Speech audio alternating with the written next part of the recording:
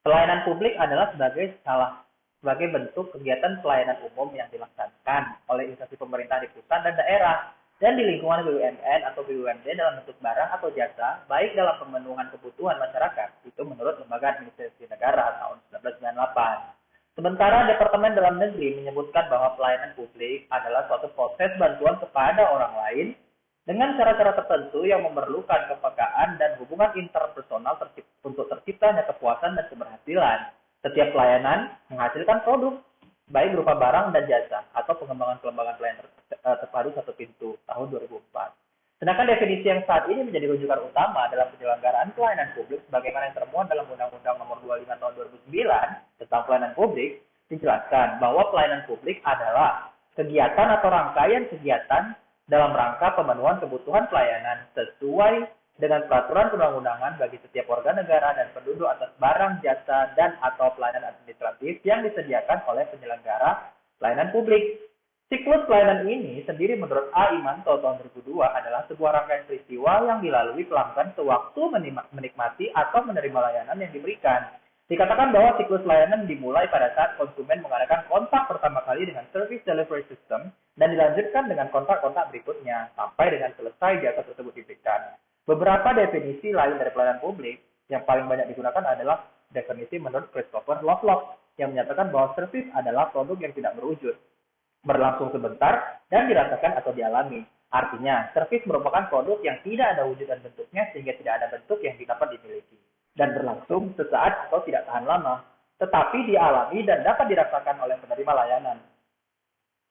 Kemudian David McKibben dalam bukunya Managing Core Public Services menjelaskan bahwa inti dari pelayanan publik yang menjadi tugas pemerintah dan pemerintah daerah menyatakan bahwa core public services may be defined as those services which are important for the protection and promotion of citizen well-being, but R&R as a very market is incapable of reaching or even approaching a socially optimal state.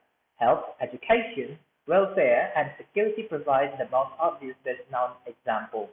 Dari beberapa pengertian pelayanan publik yang tadi, maka pelayanan publik dapat disimpulkan sebagai pemberian layanan atau melayani keperluan orang atau masyarakat dan atau organisasi lain yang mempunyai kepentingan pada organisasi itu, sesuai dengan aturan pokok dan tata cara yang ditentukan dan ditujukan untuk memberikan kepuasan kepada penerima layanan. Dengan demikian, terdapat 3 unsur penting dalam pelayanan publik.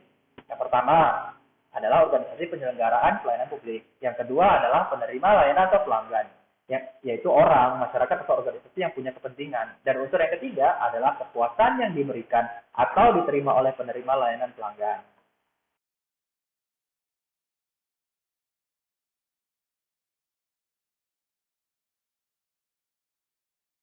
Namun sayangnya ya, birokrasi yang selama ini dianggap lebih efektif dan lebih efisien dalam mengelola urusan publik dibanding bentuk organisasi yang ada sebelumnya bukannya tanpa kelemahan. Berbagai ahli menjelaskan problem yang menjerat birokrasi tersebut sebagai bentuk patologi birokrasi.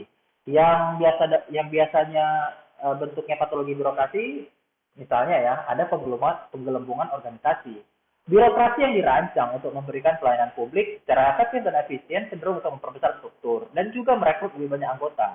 Hal ini terjadi karena besarnya ukuran akan berpengaruh terhadap kewenangan yang dimiliki oleh pimpinan birokrasi dan besaran sumber daya keuangan yang dikontrol. Kemudian selanjutnya adalah duplikasi tugas dan fungsi. Birokrasi yang cenderung membengkak tadi menimbulkan masalah lain, yaitu duplikasi tugas dan fungsi yang dijalankan oleh unit-unit dalam organisasi birokrasi tersebut. Akibatnya, unit dan orang-orang yang ada di dalamnya mengerjakan pekerjaan yang sama sehingga mengakibatkan terjadinya inefisiensi. Selanjutnya adalah red tape, yaitu cara kerja birokrasi yang sangat prosedural, lamban, dan berbelit-belit mengakibatkan para pengguna layanan harus memberikan additional cost seperti biaya tambahan, semacam suap, togok, uang pelicin, atau uang rokok untuk mempercepat proses atau membypass prosedur yang dibutuhkan untuk memperoleh. Selanjutnya adalah konflik kewenangan. Birokrasi yang cenderung membengkak dari waktu ke waktu mengakibatkan demarkasi antara kewenangan unit organisasi yang satu dengan yang lain menjadi makin kabur dan bahkan tumpang tindih. Hal tersebut sering menimbulkan yang disebut dengan konflik kewenangan. Selanjutnya yang paling terkenal adalah korupsi, kolusi, dan nepotisme. Birokrasi yang strukturnya tertutup, hierarkis, kaku, dan penuh dengan aturan membuat masyarakat awam sulit memahami, apalagi mengontrol cara kerja birokrasi. Hal tersebut membuat para birokrat yang ada di dalamnya dengan mudah melakukan praktik KKN di balik tampilan birokrasi. kolektivisme birokrasi untuk tujuan-tujuan negatif, melanggengkan kekuasaan, mereka yang seperti disebut dengan Orwellian bureaucracy, istilah tersebut merujuk pada nama George Orwell yang mengangkut isu tentang oligarki kolektif dalam buku fiksinya yang berjudul 1984. Selanjutnya adalah enggan untuk melakukan pembaruan atau perubahan. Dengan postur organisasi yang besar dan bekerja atas dasar berbagai peraturan yang rumit, cenderung membuat birokrasi enggan untuk melakukan perubahan atau inovasi. Penyakit ini sering disebut sebagai birokratik inersia. Oleh karena itu, tidak heran jika birokrasi cenderung mempertahankan pola pikir, pola kerja, dan pola tindakan yang sudah diadopsi dan dilakukan terus-menerus. Situasi seperti ini membuat mereka selalu dalam zona nyaman dan menikmati status quo tersebut.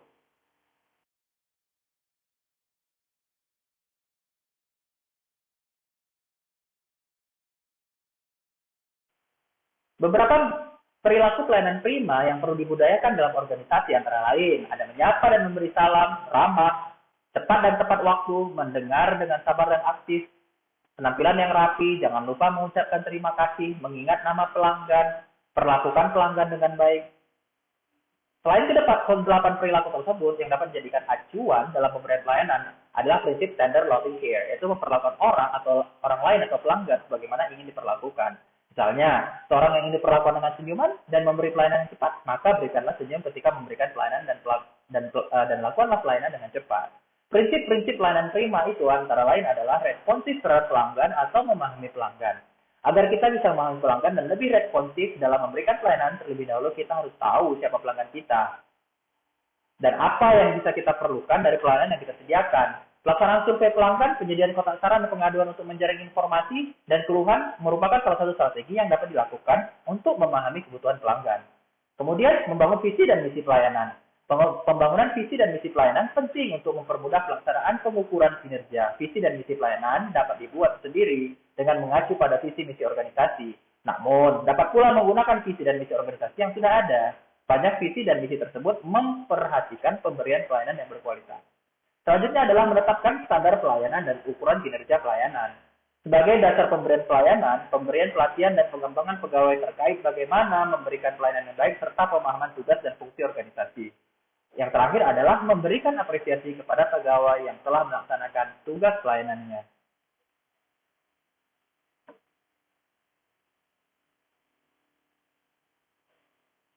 Budaya pelayanan merupakan cerminan dari praktek komunikasi yang dibangun antara pemberi layanan dan penerima layanan. Komunikasi yang terjadi mempunyai andil dalam membangun iklim organisasi. Juga berdampak pada terbangunnya budaya organisasi atau organization culture dalam memberikan pelayanan, yaitu nilai dan kepercayaan menjadi pusat organisasi.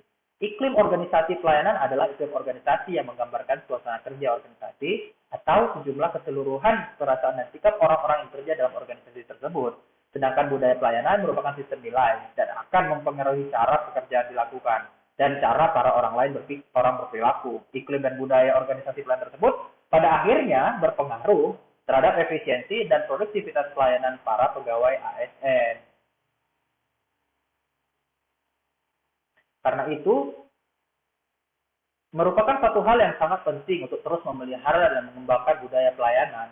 Sebuah budaya yang kuat akan mewarnai sifat hubungan antar instansi atau organisasi pemberi pelayanan dengan pelanggannya. Budaya pelayanan dibentuk oleh sikap karyawannya serta manajemen organisasi pemberi pelayanan. Sikap pelayanan dapat digambarkan melalui 7P ya. Ada passionate, yaitu artinya gairah atau semangat. Progresif, memakai cara yang terbaik atau berorientasi pada kemajuan. Proaktif, yaitu antisipatif, tidak menunggu. Prompt, yaitu positif tanpa curiga dan kekhawatiran. Patient, penuh rasa kesabaran. Proportional, tidak mengada-ngada. Functional, tepat waktu. Jadi, sikap pelayanan bagi pegawai ASN berarti pengabdian yang tulus terhadap bidang kerja dan yang paling utama adalah kebanggaan atas pekerjaan. Sikap kita sebagai seorang PNS di organisasi kita adalah perwakilan organisasi secara langsung maupun tidak langsung.